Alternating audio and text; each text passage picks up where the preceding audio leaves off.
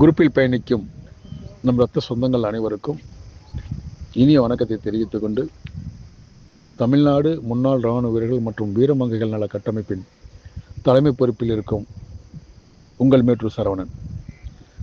சில வரிகள் கேட்கும் பொழுதும் அதை பார்க்கும் பொழுதும் தானாகவே உள்ளங்கள் அழுது விடுகின்றன. காரணம், நாட்டை காக்கின்ற அந்த வீரச் செயலோடு வீட்டை விட்டு செல்லும் தன் மகன் உயிரிழந்த நிலையில், உடல் கருகிய நிலையில் தன் கையில் கிடைக்கும்பொழுது அந்த தாயின் தந்தையின் வருந்தலை நினைக்கும் பொழுது அவ்வளவு வேதனையாக இருக்கிறது. காரணம், ஒரு சிலருடைய கவனக்குறைவால் ஒவ்வொரு நிகழ்வுகளும் அந்த உயிரை பணயமாக்கி பணி செய்யும் அந்த வீரர்களுக்கு மிகப்பெரிய இழப்பை கொடுக்கிறது என்பது இந்த நேரத்தில் மிகவும் சுட்டிக்காட்ட விரும்புகிறேன். இதுபோல் ஒன்று இரண்டு அல்ல, நிறைய. நேற்று நடந்த அசாமில் நடந்த இந்த சம்பவம் மிகவும் வருத்தத்துக்கும் வேதனைக்கு உடையது. காரணம், அதில் அக்னிவீர் வீரர்களும் சம்பந்தப்பட்டிருக்கிறது. நினைக்கும் பொழுது அது மிகவும் வேதனையாக உள்ளது. அவர்களுக்கு முன்பும் இல்லை பின்பும் இல்லை. எதை வைத்து அவர்கள் நாட்டுக்காக வாதாடினேன், உயிரை விட்டேன் என்று கூறிக்கொள்ள முடியுமே தவிர அதனுடைய அடையாளங்களே இல்லை என்பது தான் மிகப்பெரிய வருத்தத்துக்குரிய ஒரு சம்பவமாக இருக்கிறது.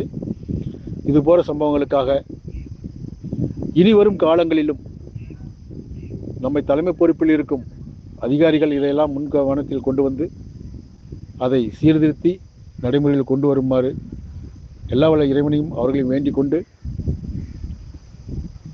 உயிர் நீத்தம் செய்த நம்மளுடைய வீரர்களுக்கு, விமானப்படையைச் சேர்ந்த அந்த வீரர்களுக்கு நம்மளுடைய இன சொந்தங்களின் சார்பாக அன்பான இரங்கலையும் அவர்களுடைய குடும்பத்திற்கு ஆறுதலையும்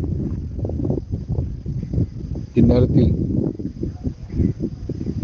மிகவும் பாரி உள்ளத்தோடு கூறிக்கொள்ள விரும்புகிறேன். என்னதான் இருந்தாலும், இரங்கல் ஆறுதல் கூறினாலும் அந்த இறப்பு அவர்களுக்கு ஈடாகாது.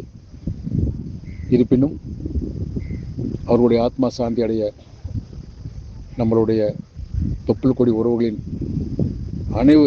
அனைத்து குடும்பத்தின் சார்பாகவும் பிரார்த்தித்து கொண்டு, அவர்களுடைய ஆத்மா சாந்தி அடைய எல்லா வல்ல இறைவனை வேண்டி விடைபெறுகிறேன். நன்றி, வணக்கம், ஜெய்ஹிந்த். இனிவரும் காலங்களில் இதுபோல் தவறுகள் செய்யாமல், நடந்திடாமல் பார்த்து கொள்ள மேல் அதிகாரிகளும் இதில் முன்னின்று செயல்பட வேண்டும் என்று இதை ஒரு கோரிக்கையாக வைத்து விடைபெறுகிறேன். நன்றி, வணக்கம், ஜெய்ஹிந்த்.